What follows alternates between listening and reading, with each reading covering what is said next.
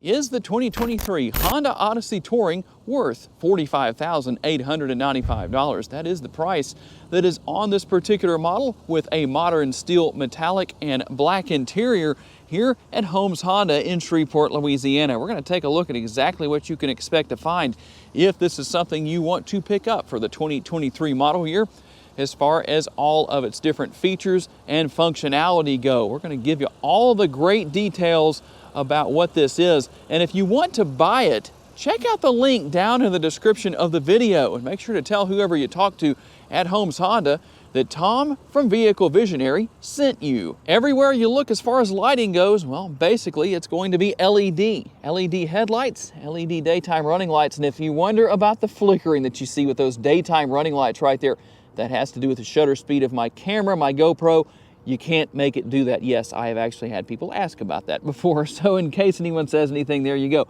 Also, the LED fog lights down there, going to have the blinkers right up here so you can let people know what you're doing when you're driving down the road. And then we're also going to have quite a bit of chrome around the vehicle, as you can see right here. Not only here, but then the surround on the lower portion, or the trim on the lower portion of the windows right here.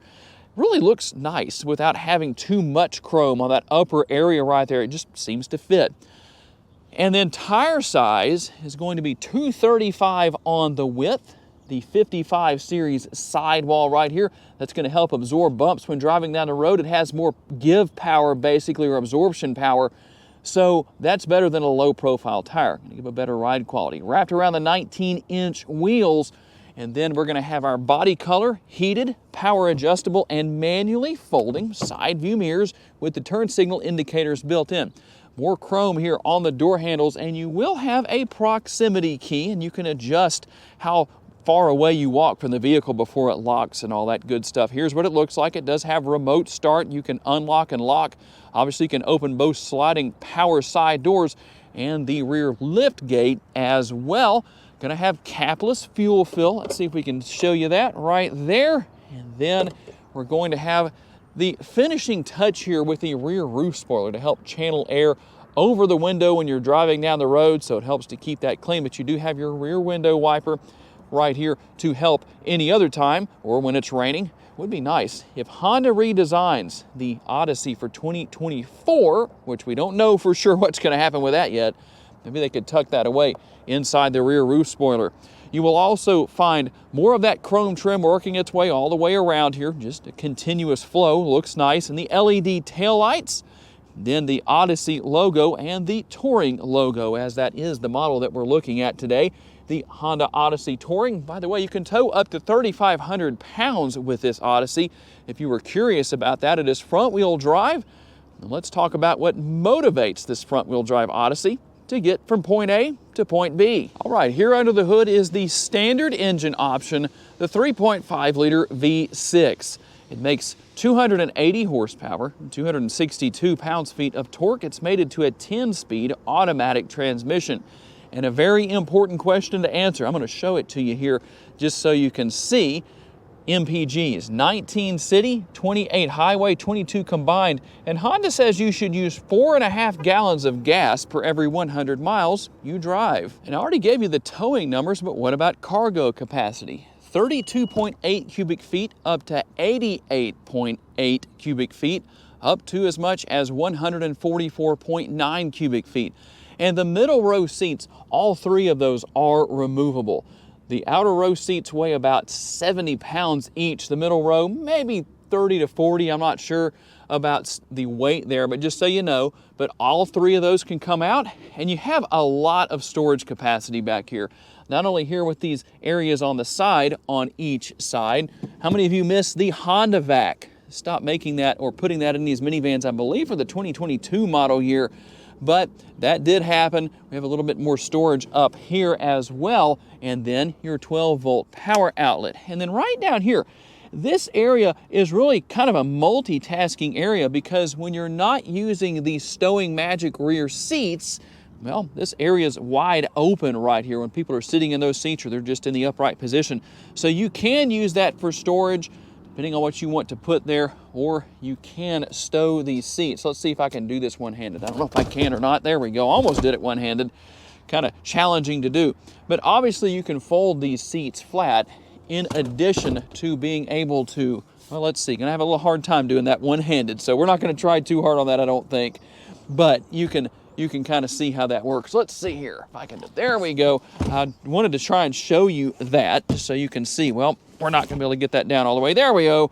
The challenges of filming one-handed. Okay, so here's the thing. This is obviously one way you can help to increase cargo capacity back here. If you have kids or 2 adults or whatever sitting in the middle row seats, or 3, well, you can use this area back here for luggage and cargo and whatever the case is.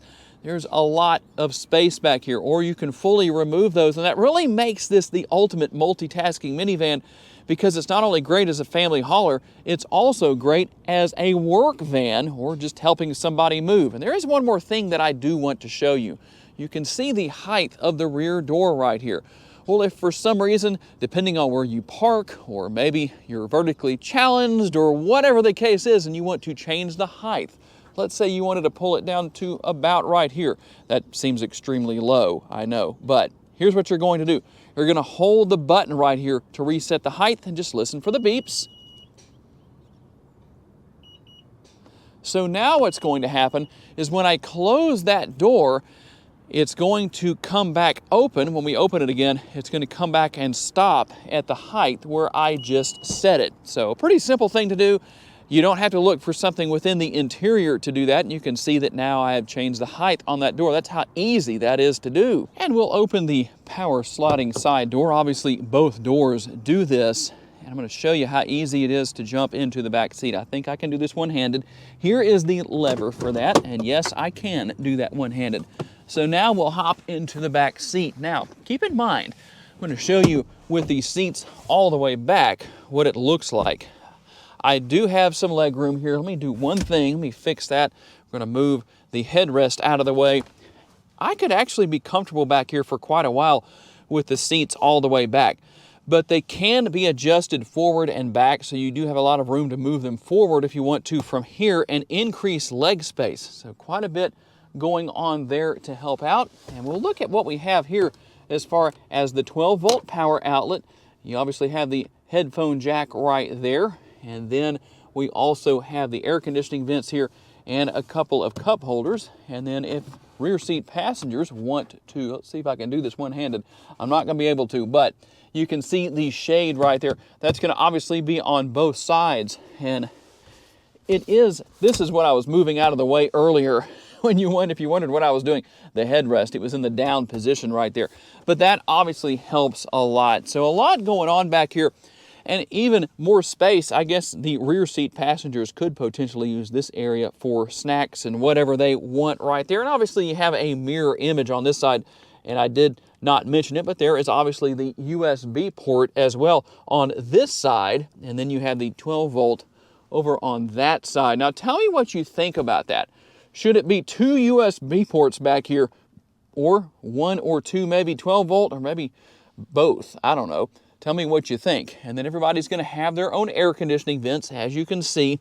Do you like the air conditioning vents down in this area, or would you rather have them up on the roof right here, as we see in a lot of vehicles? And a quick look into the middle row area. Take a look at what we have here. Air conditioning vents are going to be located right here in this particular case. We'll also have the grab handles and lighting. And being that this is the Touring, it's going to have the rear seat entertainment package. So movies can be watched here, all that good stuff. And all of the connections and everything needed to use that obviously come with the vehicle. Plenty of cup holders everywhere you look.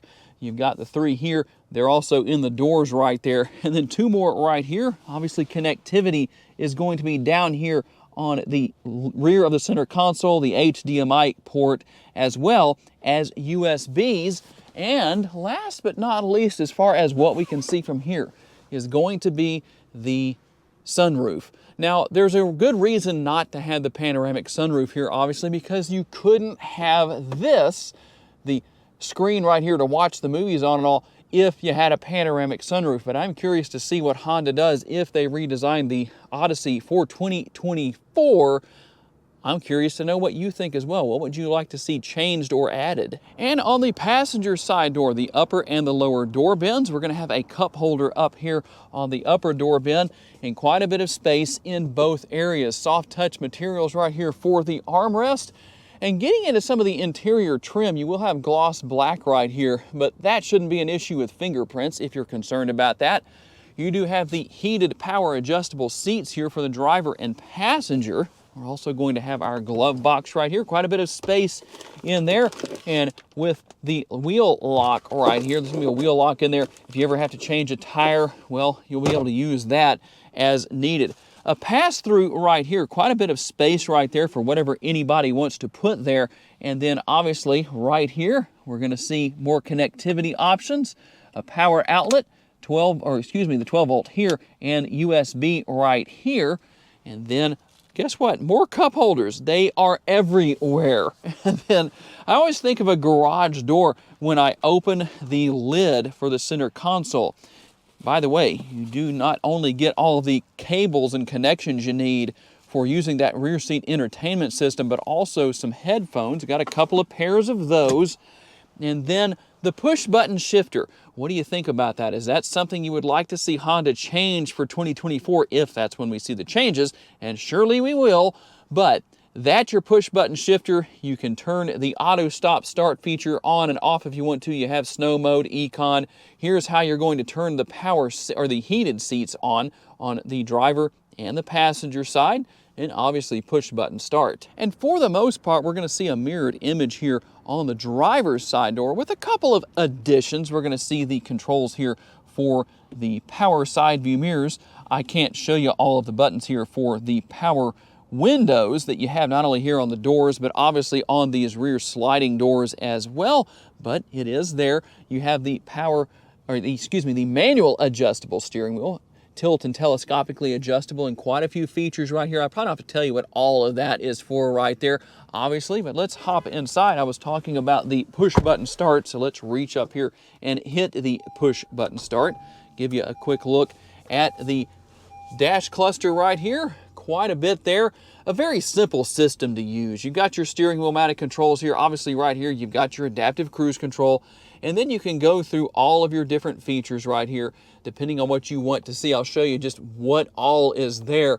We're not going to go into great detail with all of that, but just so you can see what you have as far as that goes. Here's where you're going to control the functionality for your headlights and your fog lights and turn those blinkers on, the turn signals that I talked about earlier. Hopefully you're using those when you're driving down the road. And can't say anything sarcastic about the control here for the front and rear window wipers because people actually use those when they should. Well, sometimes they do. Maybe sometimes they don't. I don't know. But here is our infotainment screen, and you're going to see more of that flickering that I talked about earlier. That is not an issue with the screen. As I'm looking at it in person here, it's not flickering like that. Again, shutter speed with the GoPro, but you can see what all is here. I know a lot of you like to know, does it have built-in navigation? Yes, it does. And then we're going to go back here. You can see you have Apple CarPlay and Android Auto, so you can pair your smartphone.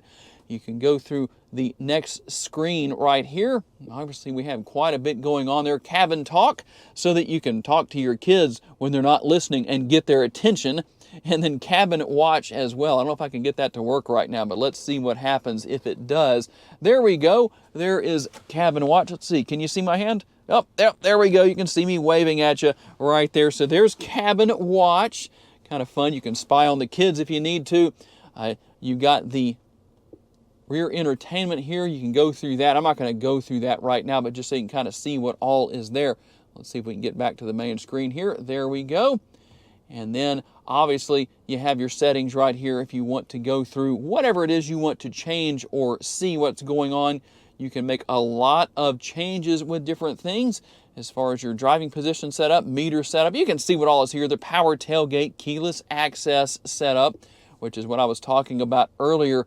And obviously you can change the walk-away auto lock, because I know a lot of you like to know about that. You can enable that, which it is not enabled at the moment, but you could enable that if you wanted to. And something else to help with the kids, whether it's the angry eyes or the kind eyes, well, there is the conversation mirror. And kind of a multitasker. It's not only the conversation mirror, it's also a sunglass holder. And then right above that, or in front of that, the controls for the sunroof. And there are the map lights as well. So quite a bit here. Honestly, I could probably cover quite a bit more if I wanted to, but it would be an hour-plus video, and I wouldn't want to keep you that long. And I can't forget to show you the rear view camera, the multi-view rear view camera. We have 3 different views there. You obviously have your trajectory lines, so just so you can see what all is here. Okay, we're out on the road for the test drive with the Odyssey. And one thing you might notice, it may sound kind of as if there's a lot of road noise, but keep in mind, I have the air conditioning turned down, the fan speed turned down to low. There's no one to talk to. The radio's not on. So you wouldn't notice as much, most likely, in a more typical driving situation, daily driving situation. So whatever it is whatever it is with that. You'd have to really drive it yourself to know for sure what you think about it. Even though some people say you should use a decibel meter to measure road noise, a decibel meter is not a human being.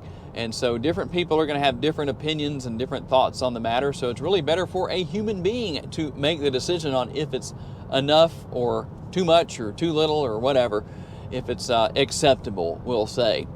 So the ride quality isn't bad here. It has pretty good ride quality. And obviously, it's comfortable. The seating is comfortable. This is really kind of the ultimate road trip minivan in a lot of ways. It has very simple to learn technology.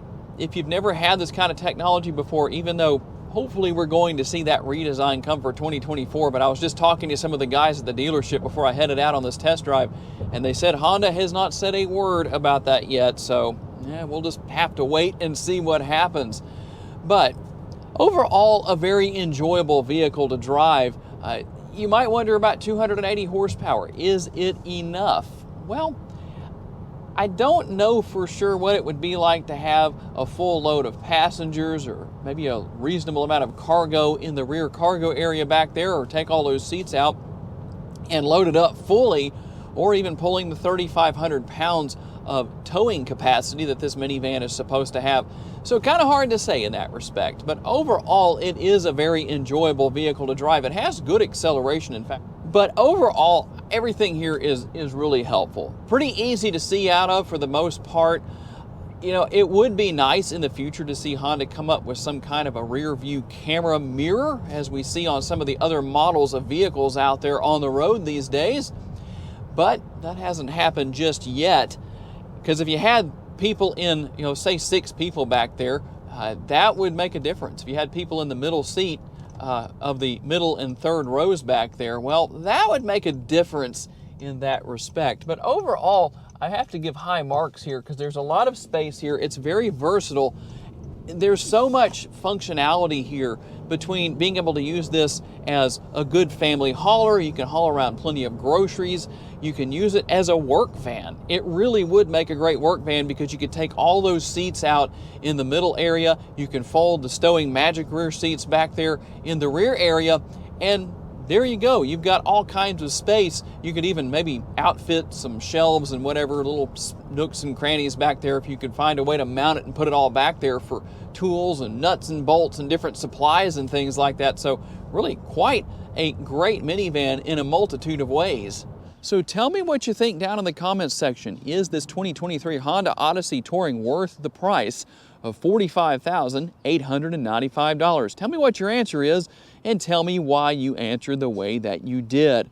Gotta say a special thanks to my friends here at Holmes Honda for loaning me this Odyssey for the day, and a special thanks to all of you for being kind enough to give me the opportunity to give you a vision for your next vehicle.